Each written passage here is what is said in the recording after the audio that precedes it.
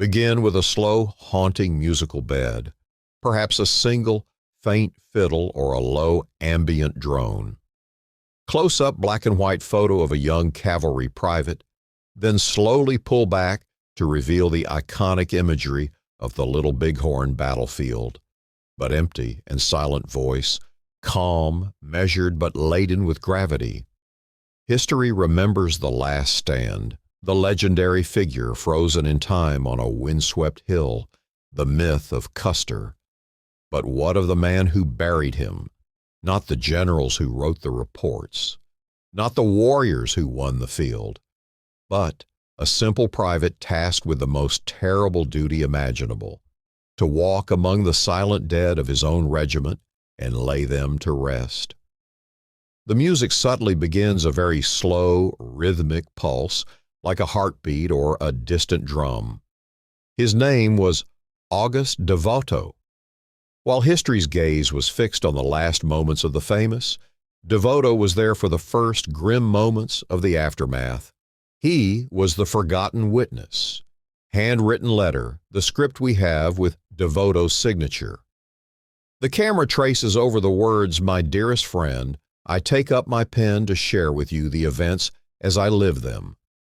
He served not with the doomed battalions, but with the pack train, the vital artery of the campaign.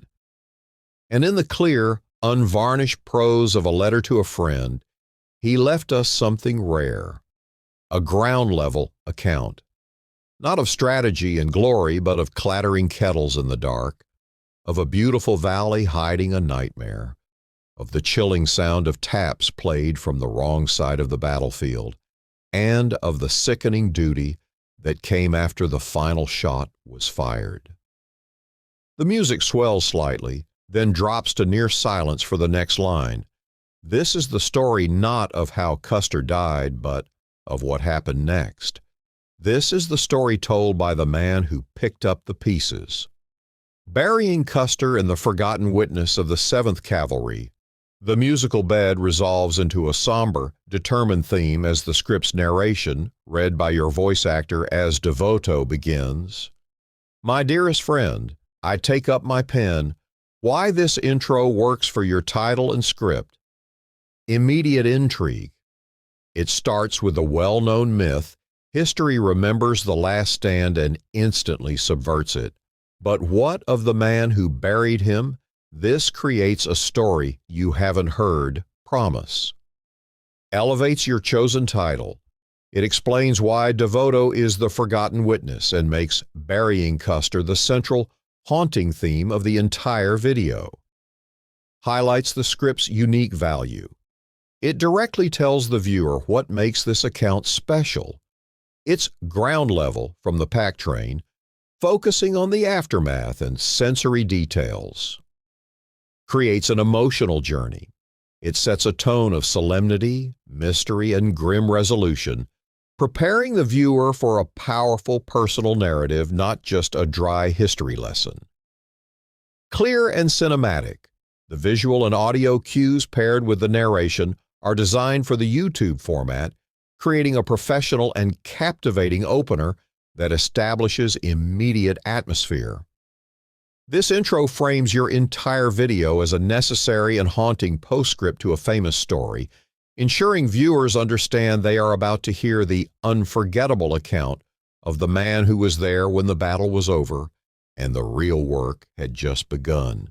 But before we begin, like and subscribe. August L. DeVoto was a private assigned to B Troop, 7th U.S. Cavalry. His responsibility, which involved overseeing the regiment's pack train, positioned him at the critical link between supply lines and battlefield action throughout the campaign. In later life, he set down his sharp memories in writing, offering an essential first-hand narrative of those decisive times. My closest companion, I write to you now to relate the events exactly as I witnessed them, starting on June 22, 1876. On that date, our regiment, the 7th United States Cavalry, was encamped along the Yellowstone River near the confluence with Rosebud Creek. That same afternoon, our commanding officer, General Custer, parted from General Terry and led our column up the Rosebud, determined to swiftly confront Sitting Bull and his followers. We carried no supply wagons, depending instead on roughly 150 pack mules. We soldiers handled the packing and the care of the animals ourselves. We marched up the Rosebud the entirety of that day until evening approached. On the 23rd, we commenced our march at 5 in the morning and continued until nightfall once again. At dawn on the 24th, we proceeded upstream and encountered the Indian Trail, which widened steadily as we advanced. That afternoon, we drew near the headwaters of the Rosebud and established our camp for the night. We struck that camp between midnight and 1 o'clock. The night was so utterly dark, I could scarcely make out the man riding ahead of me. His mule had camp kettles fastened to its saddle, and I steered by the sound of their rattling. We progressed in that fashion until nearly daybreak, when we stopped to rest. We slept for perhaps an hour. On the morning of the 25th, we started forward again. My own Troop B was at the front of the column under Captain T.M. McDougall. After we had come to within about 10 miles of the Indian encampment, we halted for a rest of 30 minutes. It was here that the officer's call was blown. This must have been the moment General Custer finalized his plan of attack, taking 5 troops under his personal command, assigning 3 to Major Reno, 3 to Captain Benteen, and leaving 1 troop, my own B Troop, as the rear guard. Before the main command moved out, men from each troop were selected to take charge of the pack train. I was one of 10 chosen from my troop. As we had been the advance guard, our mules were positioned at the head of the pack train. General Custer, with his 5 troops, proceeded ahead, as did Major Reno and Captain Benteen. It appears the strategy was to trap the Indians in a crossfire, for Reno forded the river above the village and initiated the first assault with his 3 troops. Custer, with his 5 troops, rode farther to the west. The Indians who were present in great force must have dismounted and concealed themselves in a dry gully, for when we later buried Custer's men, I observed there were no slain Indian ponies. But let me return to our departure with the pack mules. As I mentioned, we were at the front of the train and moved at a brisk pace. We passed a teepee containing a dead Indian. Before long, we started to hear gunfire. Not long after, we encountered a Crow Indian coming from the direction Custer had taken. He spoke very little English. We asked him about the soldiers. He gestured with his hands, stating, "Much soldiers down," no doubt meaning soldiers had been killed. Next, we met a soldier from Custer's command. Custer had dispatched him with a message for Major Reno. It seems the battle had not yet commenced when he was sent, for he said nothing of it. Soon we came into clear sight of the Indian village. We were positioned on a hill, and the camp looked beautiful there in the green valley. Moving a bit closer, we could see Major Reno and his command slowly making their way up a hillside. I went over to a man of G Troop named McGonigal and inquired what had occurred. He said Major Reno had been forced back by the Indians and had lost a considerable number of men. He told me Lieutenant McIntosh had been killed and Lieutenant Hodgson was missing. The doctor was killed just as he reached the hilltop. He was the first casualty from our command I had seen. In the meantime, Captain Benteen arrived with his 3 troops, then the pack train, and finally B Troop, the rear guard. Shortly after the rear guard came up, a lieutenant from A Troop, Sergeant Criswell, 2 other men and I were detailed to go locate Lieutenant Hodgson. We had gone about halfway down the hill toward the river when an orderly arrived and ordered us to return. When we got back, D Troop set out in the direction where General Custer was believed to be. The entire command had been spread out when D Troop came back at a full gallop.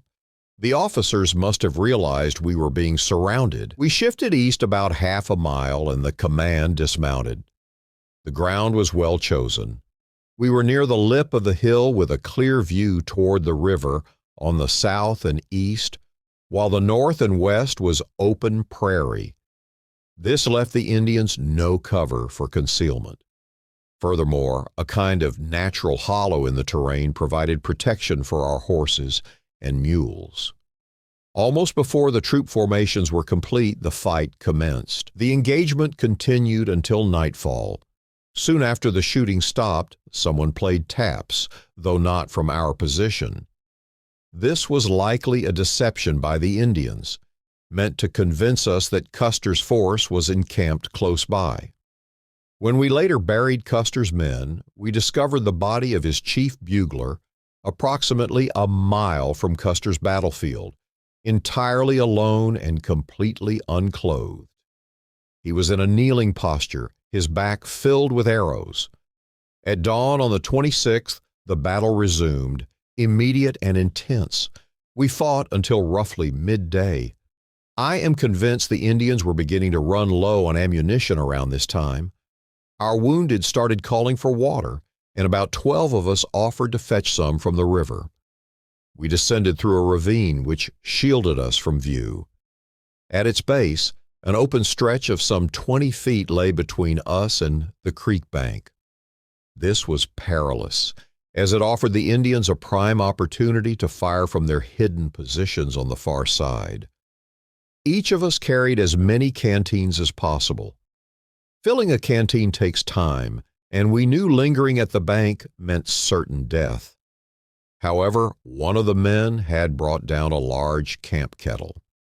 It occurred to me it would be safer to wade into the stream, fill the kettle, and then hurry back under cover to fill the canteens. I did this. One man named Madden attempted to fill his canteen directly at the creek and was shot in the leg. His leg was removed the following day by Dr. Plumer. I believe that was his name. The only other surgeon we possessed had already been killed, as I mentioned earlier. Around 4 o'clock that afternoon, the Indians withdrew. We did not pursue them. That evening, we watered the horses and mules for the first time since the fighting started, occupied more ground, and had bacon, coffee, and hardtack. Our first meal since the morning of the 25th. The next day, the 27th, some of us were detailed to search Reno's battleground for the missing or deceased. I, along with Sergeant Criswell and 3 others, went to look for Lieutenant Hodgson. We discovered his body on the bank about 20 feet from the water. He was naked. He had been shot in the temple and the groin. Close by were several dead soldiers from G Troop. One, I recall, was Sergeant Botzer, the first sergeant. We placed Lieutenant Hodgson's body across our carbines and carried it to camp. We dug a grave, wrapped him in a blanket, and buried him on the hill. We placed a young tree there to mark the location. Throughout this time, we were unaware of what had happened to Custer and his men, never imagining that he and all of them had been slain. Around noon, we spotted a dust cloud to the west and feared the Indians were coming back. We prepared to defend ourselves, but instead found it was General Terry and his command. They brought us the grievous news that Custer and all his men had been killed. The following day, we went over the battlefield and buried them. It was a nauseating and mournful task. Afterwards, we went over the area where the Indian village had stood. 2 teepees remained standing, filled with dead Indians. As we rode past, I glanced inside. They were stacked like firewood. One of them appeared very much like a white man to me. I could not see his face, but his legs looked white. I had no opportunity to enter and examine closely. We then skinned several dead horses and mules, cut the hides into strips, felled young saplings, and constructed litters. That evening we positioned a mule in front and one behind, secured the litters on their backs, and with 2 men leading them, we carried the wounded, about 50 men, to the mouth of the Little Bighorn River, where the steamer Far West waited to take them to Fort Abraham Lincoln. We journeyed all night along the banks of the Bighorn. After dispatching the wounded, we traveled down the Bighorn to the mouth of the Yellowstone. We crossed the river here by boat and made camp at a place called Fort Peace, where we obtained fresh supplies.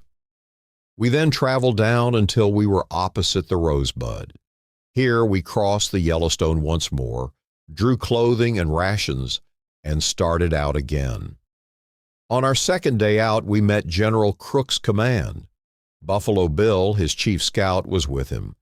The 7th Cavalry and Crook's command moved together for about 3 days, until it was discovered the Indians had scattered, some having gone into Canada.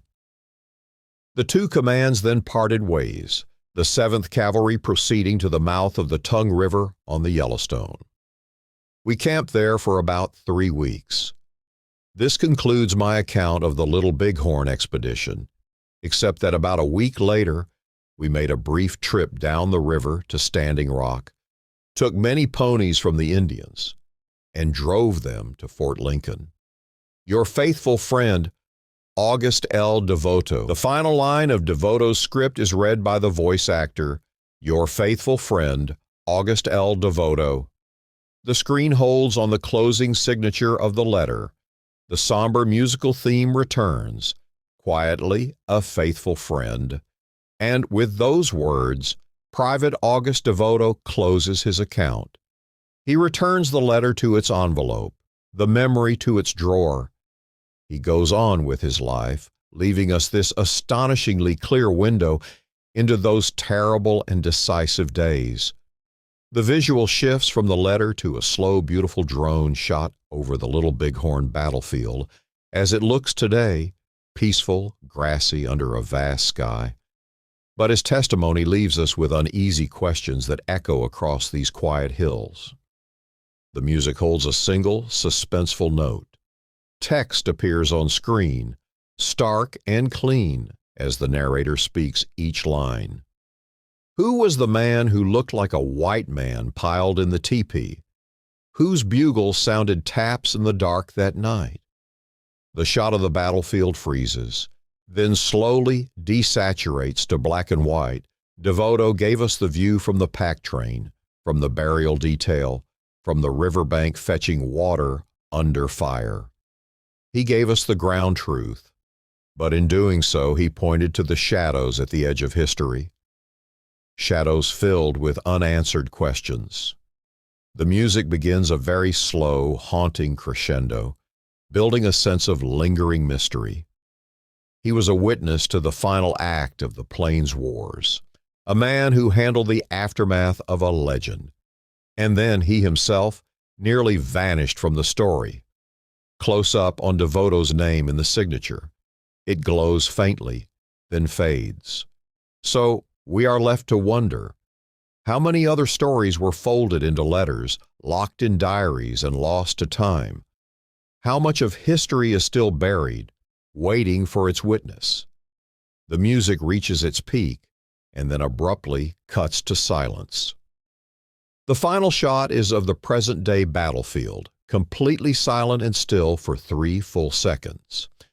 In the silence, the final text card appears with a subtle, compelling call to action. What forgotten story do you know? Share the memory of a witness in the comments below.